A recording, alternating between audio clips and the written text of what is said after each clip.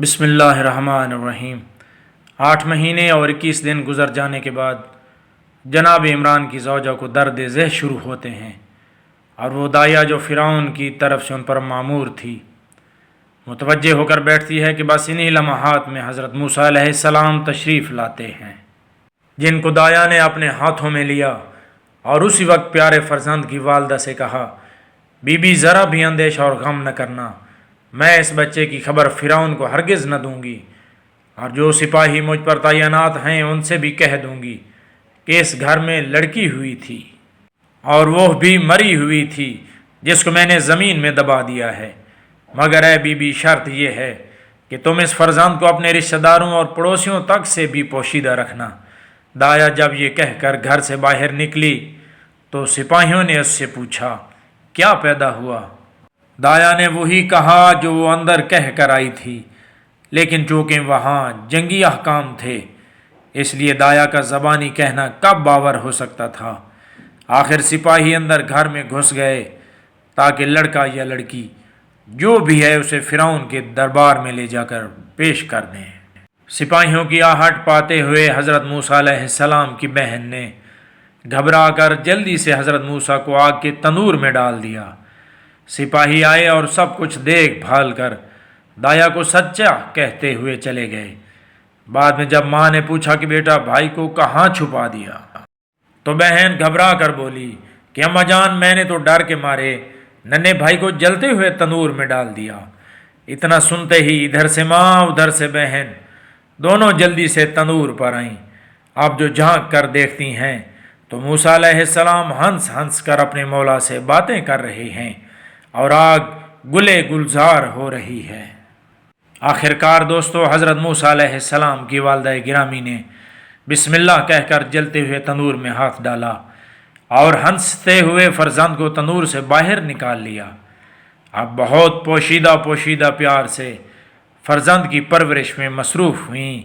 اب اللہ تعالیٰ کی طرف سے حضرت موسیٰ علیہ السلام کی والدہ کی طرف الہام ہوا کہ تم اپنے فرزند کو دودھ پلاؤ، اور جب تمہیں زیادہ خوف معلوم ہو تو اپنے نور نظر کو بلا خوف و خطر دریا میں ڈال دو، اور ذرا بھی غم اور خوف نہ کرنا، اس لیے کہ ہم موسیٰ علیہ السلام کو کھلے خزانے تمہارے پاس جلدی پہنچا دیں گے۔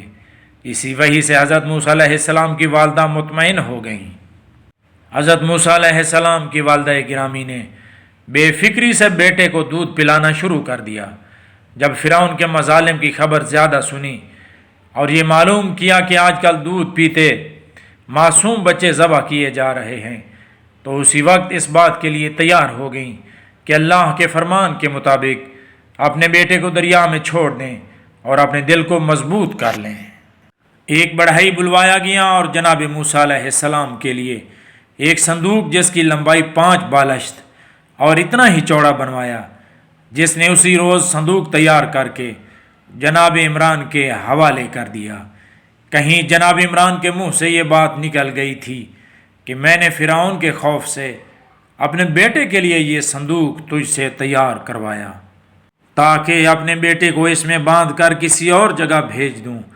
یہ سن کر ترکھان چپکے سے وہاں سے نکلا اور سیدھا فرعون کے دربار میں پہنچا اور چاہتا تھا کہ مبارک فرزند کی کیفیت اور جناب عمران کے تابوت بنوانے کا حال ظاہر کر دے۔ سامعین، اب دلچسپ بات یہ ہے کہ یہ بڑھئی فرعون سے بات تو کرنا چاہتا ہے لیکن اس کی بات کی کسی کو سمجھ نہیں آتی۔ آخر فرعون آگ بگولا ہو گیا اور غصے میں آ کر کہا کہ دیکھو یہ گستاخ ہماری توہین کر رہا ہے، اسے کوڑے مار کر باہر نکال دو۔ یہ وہاں سے کوڑے کھاتا ہوا گھر پہنچا اور ارادہ کیا کہ فرعون کو اس بچے کا حال لکھ کر بھیج دوں۔ سامعین، اللہ تعالیٰ کی قدرت دیکھیں، جیسے ہی اس نے ارادہ کیا تو اسی وقت اس کی آنکھیں بند ہو گئیں اور بالکل اندھا ہو گیا۔ اب تو اس کے ہوش جاتے رہے اور دل ہی دل میں سمجھ گیا کہ در حقیقت یہ وہی فرزند ہے جس کی خبر کاہنوں اور نجومیوں نے دے رکھی ہے اور جو نبی ہونے والا ہے۔ فوراً اس نے اپنے فاسد خیالات سے توبہ کی، بس توبہ کرنی تھی کہ اس کی آنکھیں کھل گئیں اور یہ غائبانہ حضرت موسیٰ علیہ السلام پر ایمان لے آیا۔